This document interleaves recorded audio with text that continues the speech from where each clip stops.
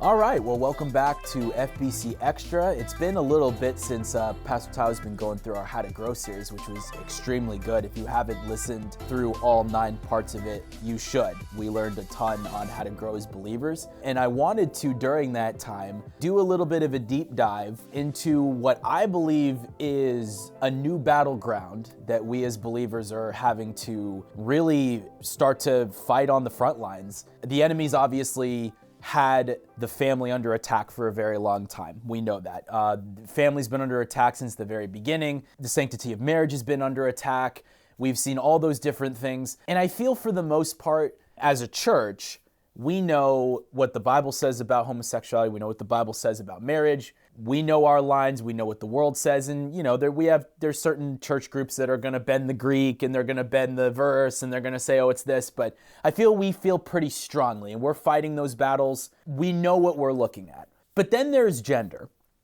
And I brought in our wonderful minister of students, Reed Hernandez, who, when he's not studying the Book of Mormon and trying to find all the faults in it, or debating the Church of Latter-day Saints, he has been recently looking into the gender issue as well. And as someone who is on the front lines on that battle, I've been thankful to be a youth leader for the last year. And I think it's something we're going to have to deal with more and more as we continue to go along. Reed, it kind of feels to me like when COVID first broke out, like the first couple months, and this virus just exploded. We didn't know much about it. It was kind of like, oh, yeah.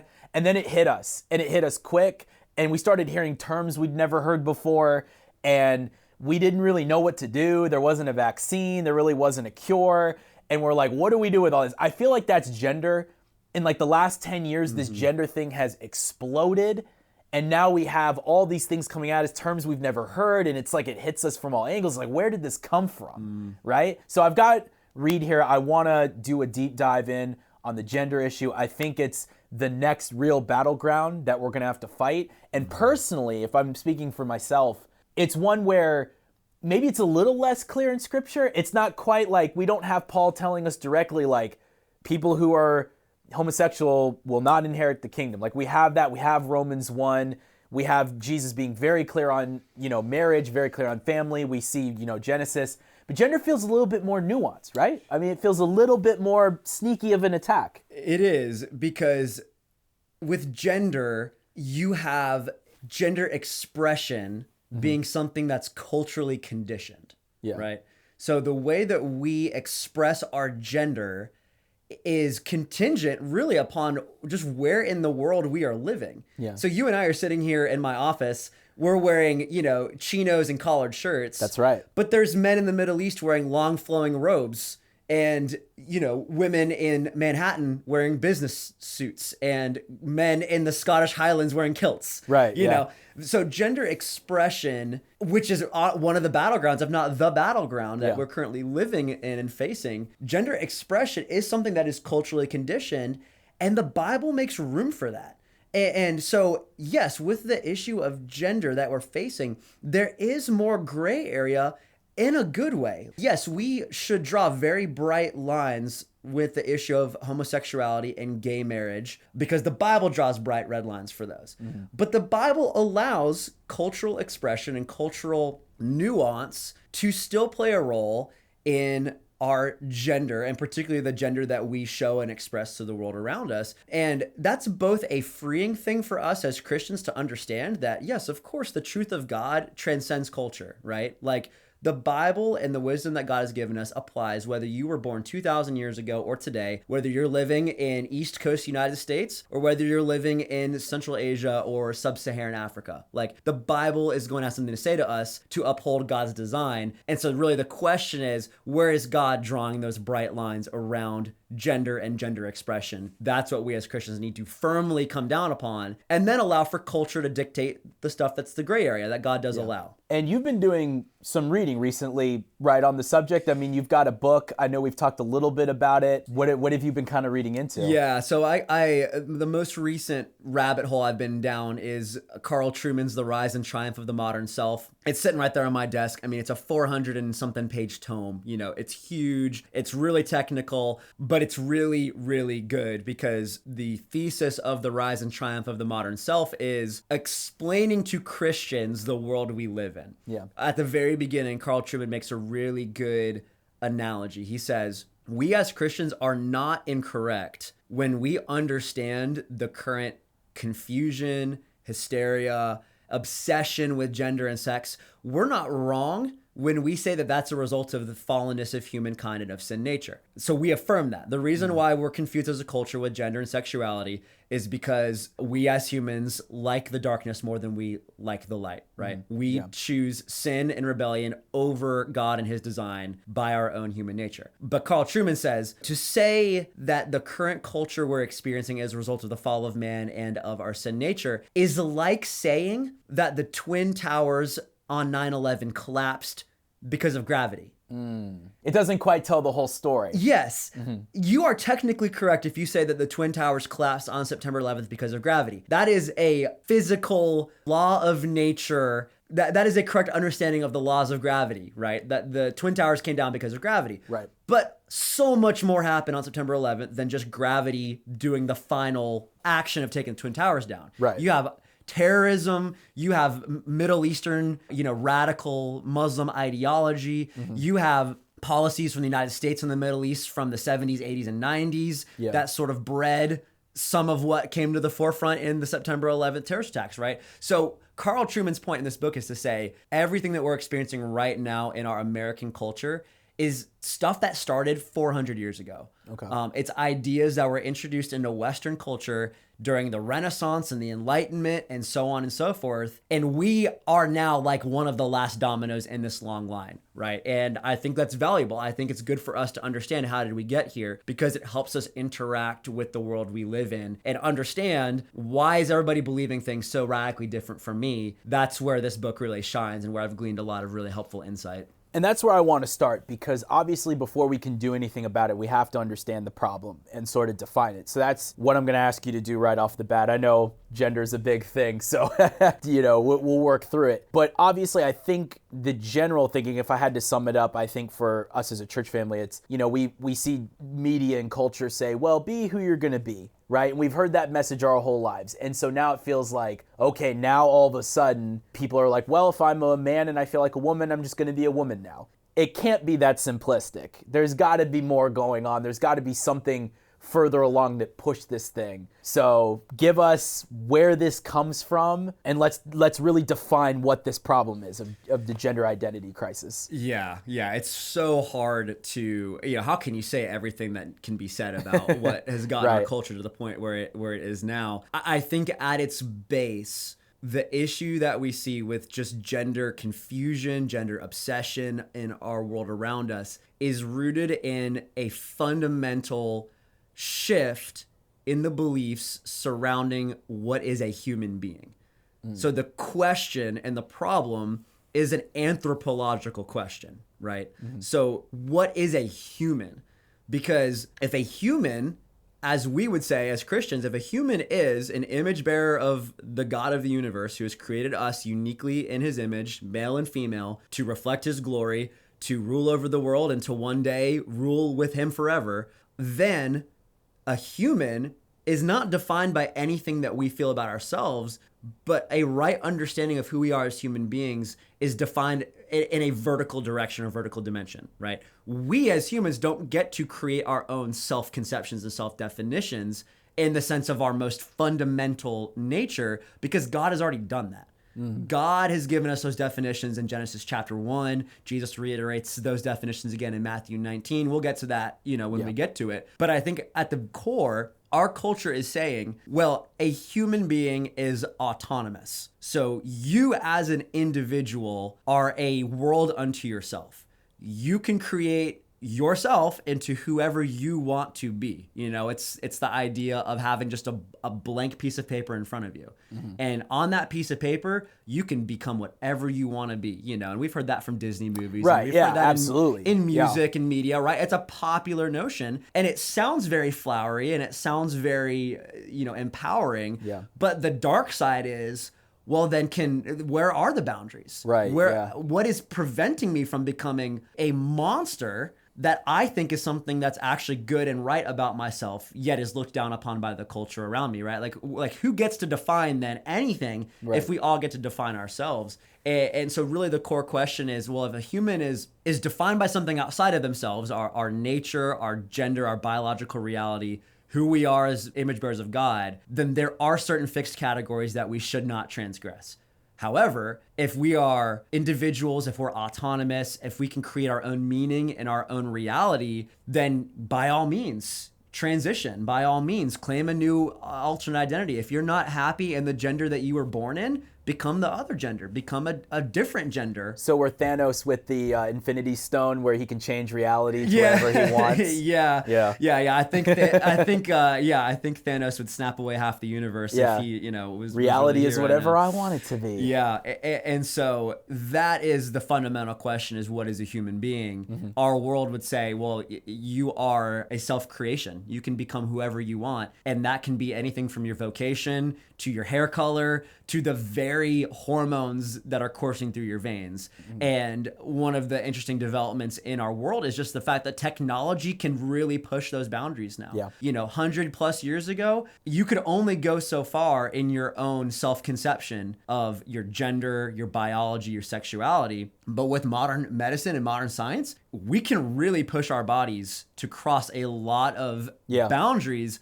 that were never possible before we are where we are today. Yeah. So in a lot of ways, the modern gender fruition that we're seeing, the modern gender explosion, is inevitably tied and inextricably tied to technological advancements in our world. And that's something that we have to think about and consider. Is it right or wrong for somebody to put hormones in their body that their own physiology cannot handle, being male or female, right? And those are the necessary questions that then have to be explored further on. So where does this start? Because I feel like technology has definitely pushed it forward in ways that we couldn't before. But what I'm gathering from what you were saying before, this doesn't just randomly pop up out of nowhere. We're not all of a sudden like, oh, we got technology, let's just start changing hormones. So where does this really start to stem from? Yeah, you have to go back to the Renaissance and the Enlightenment. Oh, wow. Which is, late 1600s, 1700s, modernist thinking.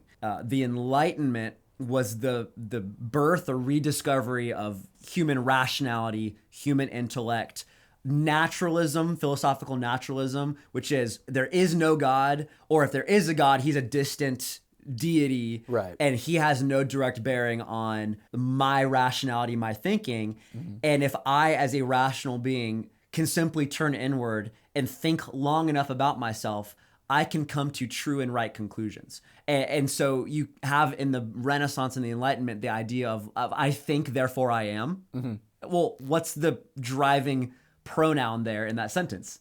I. It's I, right? Yeah. I think, therefore I am. And that was I think that was Rene Descartes. Now, he was saying it along the lines of simply just consciousness. Like, I exist because I think, and I could not think if I didn't exist. But the idea is, well, if I just turn inward and think about myself long enough, I can come to that right conclusion. Jean-Jacques Rousseau was a Swiss philosopher in the 1700s. Yeah, you got him right, by the way. I fact-checked you. It is? Okay, it's Descartes. Okay, you great, got it right. Great. I'm not an embarrassment to my philosophy professors.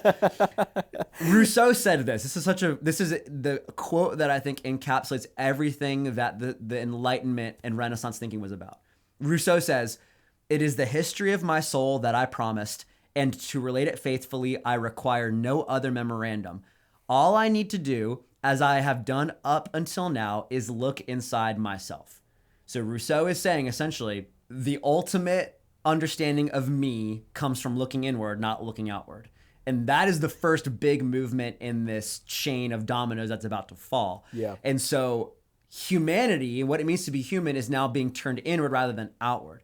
You think about just the ways that human civilizations have come to identify themselves and form nations, colonies, tribe civilizations. You as a human were defined by those people around you. You were born into this tribe, into this clan, into this nation. You spoke this language. You wore these clothes. You fought for this cause. So before the Enlightenment, everything about you was basically just determined by how and where you were born.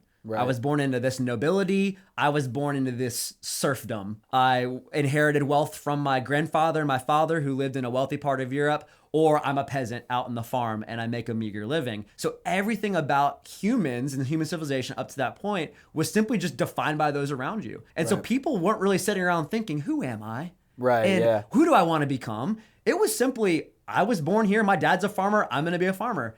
And whether or not I do or don't want to farm doesn't really matter to me, because what matters is I provide for my family and I survive, right? Right. Well, in this modernist era now, humans now can sit back and think to themselves, well, what do I want to become? I can be this or I can be that. What does every teenager have a crisis with? What do I want to be when I grow up? Yeah. What do I want to declare my major in for college, right? Right, yeah. There was no such thinking in that way up until a couple hundred years ago. So really the Enlightenment and the Renaissance gives us what's known as the psychological self. So the psychological self is a domino in this string, and it is that you are at your core, your psychology and your self-conception, right? Rather than being defined by outward things, you now define yourself by looking inward, okay? That's a big domino number one. So domino 2 is the sexual self. So the sexual self really comes at the turn of the 1800s into the 1900s. That sounds like Freud. It is Freud. Okay, I was going to say Freud. that sounds like Freud, yeah. That is the Freudian psychology that begins to creep into the modern psychological, psychiatric terminology, because it was Sigmund Freud's idea that you as a human at your core are a sexual being. Okay. So from the minute you are born, your base instinct is sex or sexual. And Freud, to be consistent, goes all the way back to birth and says even the instincts of infants are driven by subconscious sexual instincts. Gotcha. And thus when an infant moves to a child, moves to an adolescent, the sexual self becomes more to the forefront, more to the conscious level. You know, I wasn't attracted to girls when I was 9, but now I am as, 13, 14, right? Like Freud would say, well, that desire has always been there, but now you're really discovering it for your truest self. So the sexual self is absolutely the modern notion of this gender and sexual revolution, because now it's not only who you are is how you feel about yourself, but it's who you are at your deepest, truest level is your sex and gender identity or orientation. Gotcha. So Freud would take that and slide that as the bottommost element of what it means to be human. Freud posited and said that essentially the person who is most sexually free or sexually gratified is the truest version of themselves.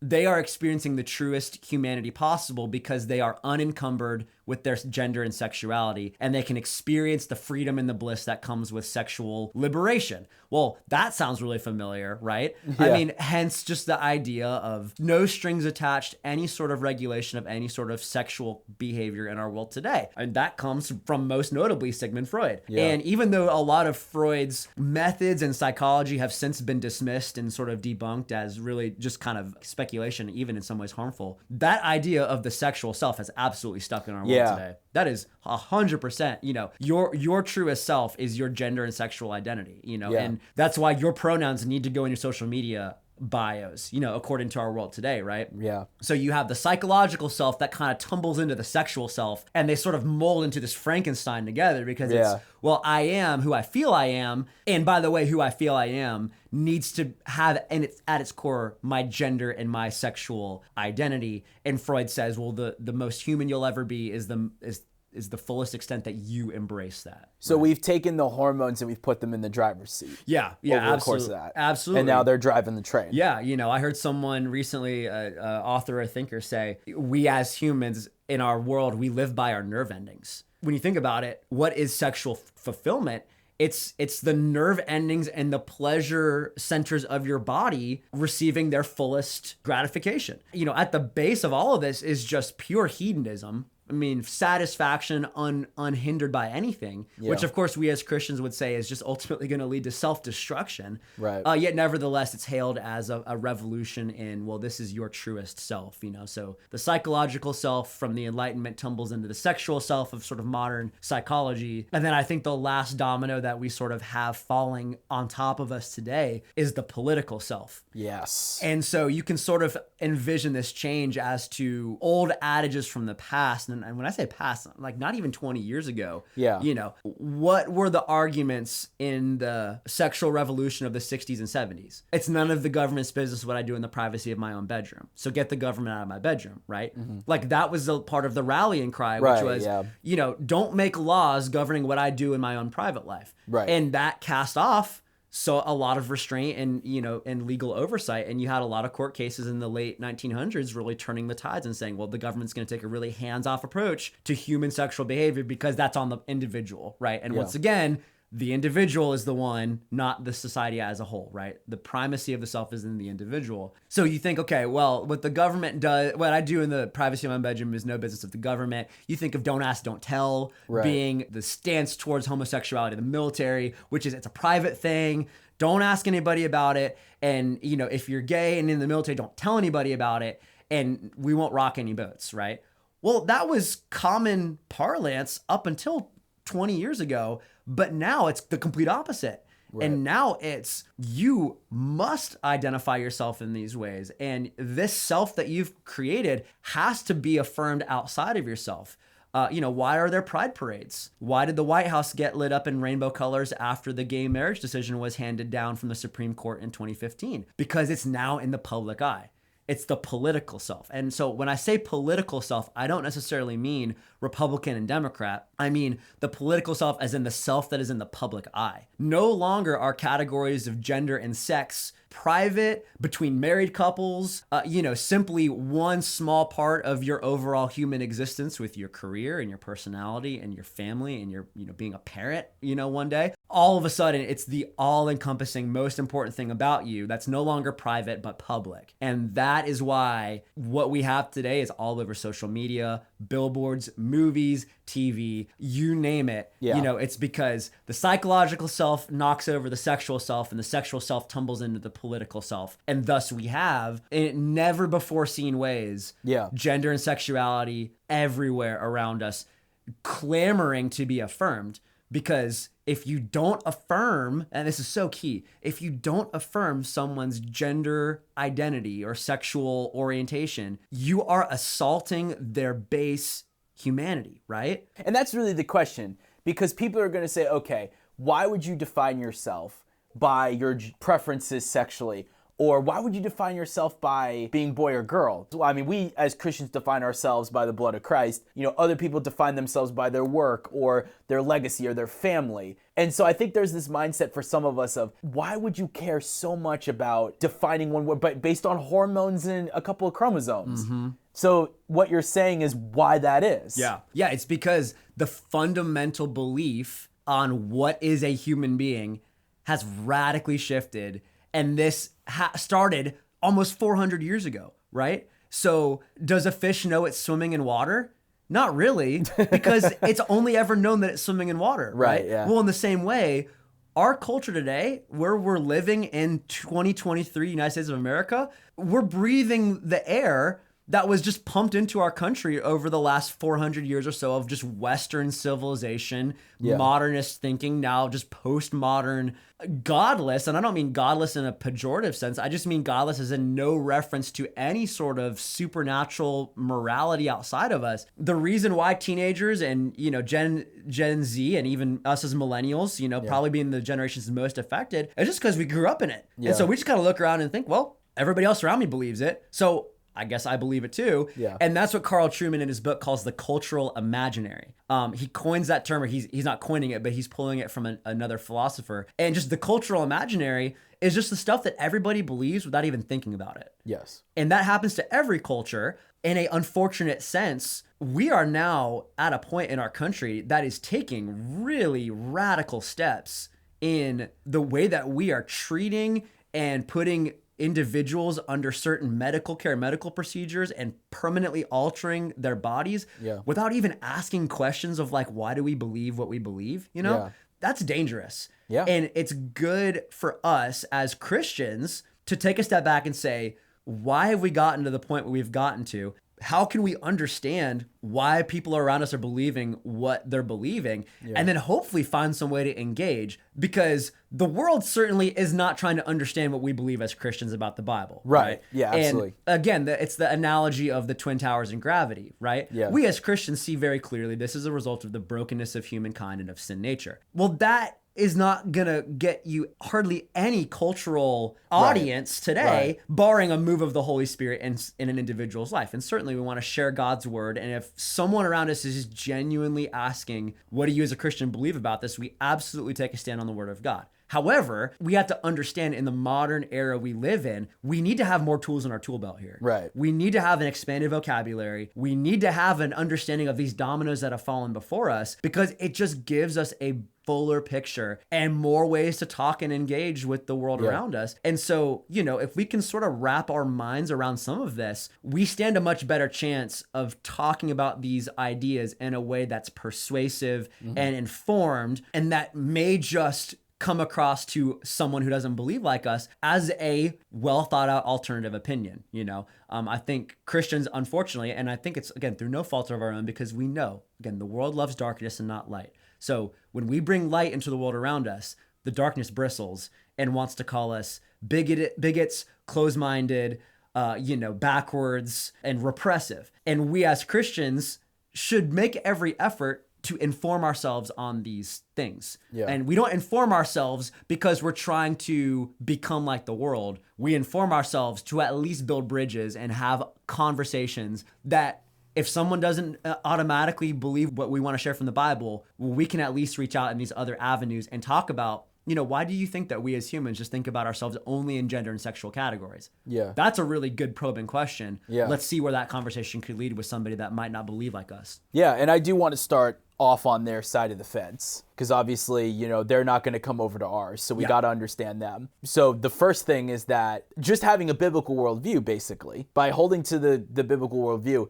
we're sort of fundamentally attacking their very human being, is what you're saying. Like, we're cutting straight to the core of, if it's all about sexuality, it's all about gender, we're going straight for their fundamental aspects. Yeah, because when you think about the dominoes, again, that we've talked about, when the world around us has defined the truest, fullest sense of humanity as the sexual self and as the self that must express itself and be affirmed, well, what is a fundamental, foundational Christian ethic that we care very deeply and believe God has spoken very clearly about? It's a gendered sexual ethic that comes straight from the Bible, that God, in his omniscience and his kindness to us as humans, has revealed these are areas that are very powerful in our lives. And if we don't govern our gendered selves and our sexual selves with wisdom and self-control and prudence, we can cause a lot of hurt to ourselves and other people. Hence, that's why God says, here are the bright red lines for us.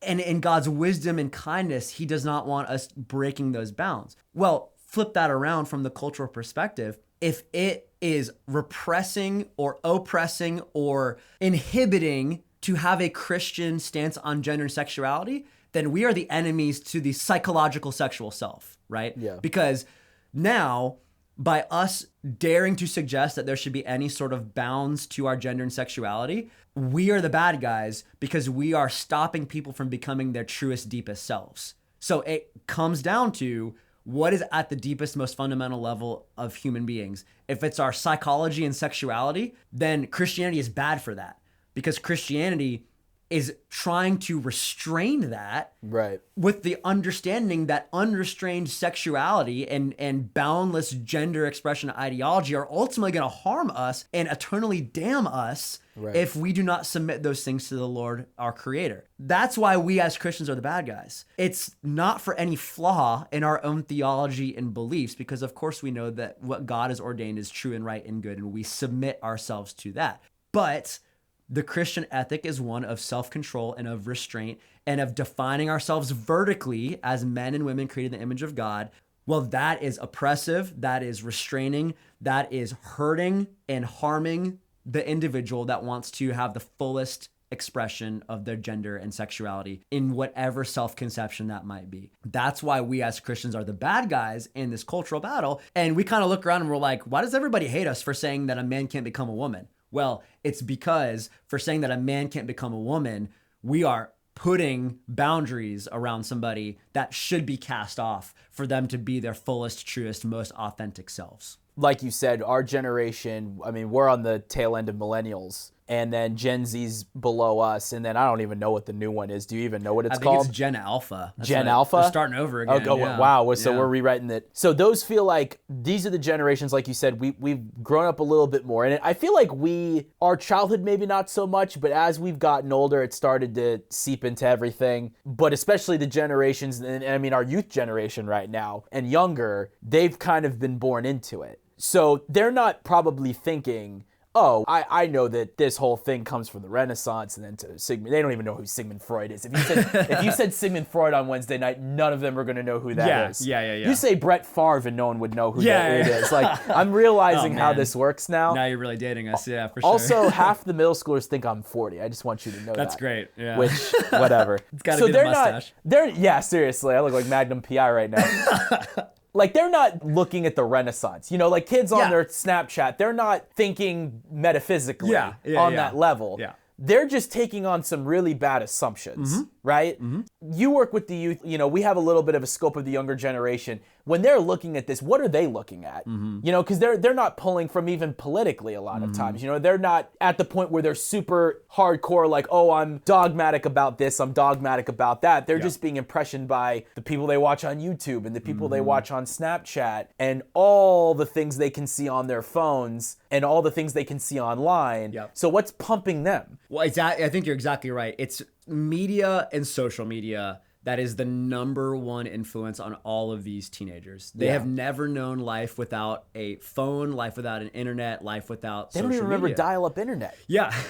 You remember that, right? Oh, of course I remember dial-up VHS internet. tape. Yeah, they don't know. They don't know a world without.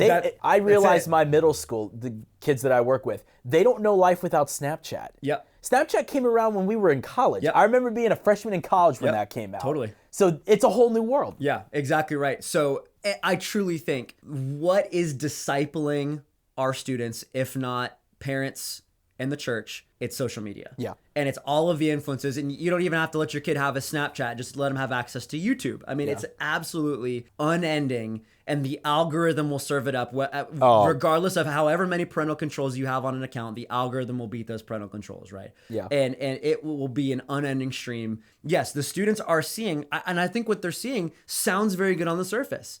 It's, well, I'm my truest, most authentic self. I'm happier now as a trans girl than I ever was as a biological, boy. Yeah. Right. And so what's being catered to them is the very, very nicely packaged, crisply edited. They have a great advertisement department in the LGBTQ. Tightly I'll give scripted. them that. There's bound to be a character in a movie or bound to be a character on a TV show. Like, it's all very neat and tidy. I remember when Modern Family came out and hit the airwaves, 10 plus years ago, and it was kind of scandalous that there was a gay couple on there that adopted a girl, right? Well, if you watch Modern Family, the gay couple is hilarious. It's a funny show, and the characters are quirky, and they're likable. Well, that's, of course, intentional, right? Right. Like, it's to show they're just like everybody else, and they're just finding their truest, deepest self, and they're not hurting anybody else. So what's so wrong with them adopting a transgender identity, right?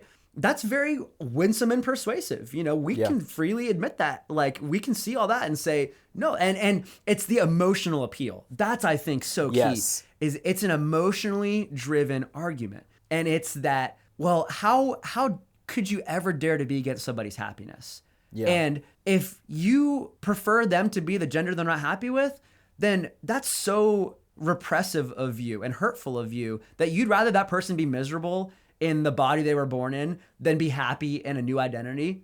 How dare you? That's the emotionally packed argument that then gets put back on us as Christians. And that's hard to argue against without sounding like you're just an insensitive monster. If we're being honest. Yeah. Like, that's what the culture sees. And so that's where we as Christians just have to be informed and exploring and understanding, no, there's a dark underbelly of this that does not get shown. It's the kids that regret their transition in adulthood. I mean, up to 90% of gender confused kids and teenagers will outgrow it by age 25 if you just let them go through puberty. Wow. So 90%. 90%. Okay. Wow. The Huge conservative statistic, the most progressive statistic will say about 75%, but upwards of almost 90%. If you just let a 12-year-old who feels a little gender confused finish out puberty and go into adulthood, 9 times out of 10 they will outgrow it. And that is amazing. That's the scary thing, is we're now saying for a 12 or 13-year-old, here's puberty blockers, here's hormone therapy. You can have this surgery if you just meet with a therapist real quick and get them to sign one form for you. Yeah. Like, that is scary. If a Christian can simply just scratch beneath the surface a little bit and find some good informed resources on the longest follow-up study that comes to us on transgender individuals comes out of Europe from Sweden. Okay, Sweden is a very progressive, very trans-affirming, gay-affirming country. Their 30-year study following transgender individuals found that individuals who fully transitioned into the opposite gender experienced a suicide rate 20 times the national average 10 years afterwards. Wow. So in other words, 20 times? Yes, an individual that goes through a gender reassignment surgery or hormone therapy, they are at their happiest for the first 5 to 10 years. But after that 10th year, it plummets off of a cliff and they experience 20 times the national suicide rate of the nation. So what does that tell us?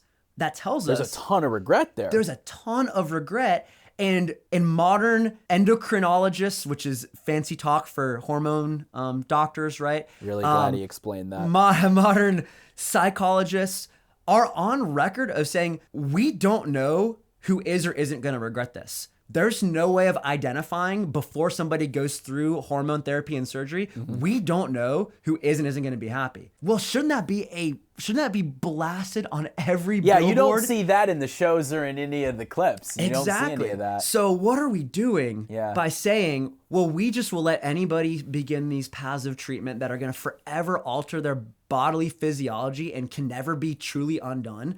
And we are just saying, well, as long as they're happy.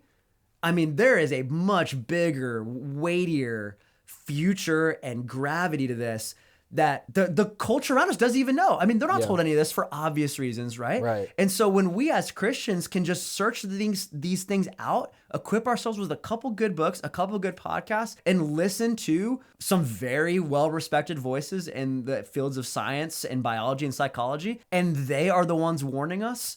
There is a dark side of this that is there that nobody's talking about. Then all of a sudden now we as Christians have something to contribute to these conversations. Rather than just, well, how dare you get in the way of somebody's happiness? What if I'm actually preventing them from making a terrible decision that they may regret and may take their life forward down the road? And statistically, it seems pretty likely. If you're telling me you get 10 people who feel gender curious in a room, 9 of those 10 are gonna just grow out of it if you just kind of let it play its course. Absolutely. I'll leave you with the quote from Paul McHugh, was the psychiatrist in chief at Johns Hopkins University. Okay. Johns Hopkins University, like flagship medical, psychiatric, Johns Hopkins University hospital is the place, right? You can't get hardly any more respected in the realm of medicine than Johns Hopkins. So Paul McHugh, M-C-H-U-G-H, Paul McHugh, was the psychiatrist in chief at Johns Hopkins University. He helped Johns Hopkins University start their gender reassignment programs and courses of treatment and surgeries. So Paul McHugh was all for this in the 80s and 90s to make this a reality. It might have even gone even before the 80s, if I'm remembering correctly. And after performing sex change operations and hormone therapy and seeing that it did not lead to the long-term health and satisfaction of people on the other side, he shut it down. Really? So he went back to the board of the hospital and said that I have seen enough people that have gone through this and been no happier and even regretted it. And I no longer want to perform these surgeries. So they shut it down. Well, now, current era, Paul McHugh is a pariah and he's been canceled by, more progressive thinking on the issue. And Johns Hopkins has restarted these surgeries, and kind of distanced themselves from McHugh. But Paul McHugh's $1 million quote is, and I quote, "I concluded that to provide a surgical alteration to the body of these unfortunate people was to collaborate with a mental disorder rather than to treat it." So that was his conclusion at Johns Hopkins University as a psychiatrist in chief, and he stopped what he was doing, right? And so if there's voices like that are so respected in their fields that are saying there's more to this that we're not willing to talk about, then we as Christians should be banging the drum on this and talking about it and trying to desperately help people who are confused and perhaps thinking that this is their truest, most authentic self. I heard it once said that we put warning labels on cigarette boxes, right? Yeah. And people smoke for years. I mean, you watch old shows, there's people are smoking on planes, they're smoking, in houses and whatever. Yeah. And we didn't, they was just like, this is what we do. Yeah, But now we know. Exactly. Like modern science forces Marlboro and Camel and all of these tobacco companies, you legally must put on your cigarette carton, this will kill you, you know, basically more or less, right? And people still smoke. Right. They ignore the warnings, right? So on and so forth. So at the very least, and this is what I feel very convinced of, at the very least, shouldn't there be warning labels on all of this? Yeah. Like, shouldn't there be bright red flashing lights to say, before you go headlong into embracing whatever gender that you want and pursuing it to the fullest, shouldn't there at least be warning labels on all of this? And that is, unfortunately, nowhere to be found in the modern conversation around all of this. Bright red lines. If only there was a book that talked about that. If only there was a book written by an all-knowing being that could help us out. Could stop us from doing things that were harmful for us. That's right, and create in us a new heart and put a new spirit in us, right? And you know what? I think next time we talk about gender next week, I think we'll get into that book and what a certain someone has to say about that. I love that. Let's do more of it. You are listening to FBC Extra on the Forest Baptist Church podcast. To know him and to make him known.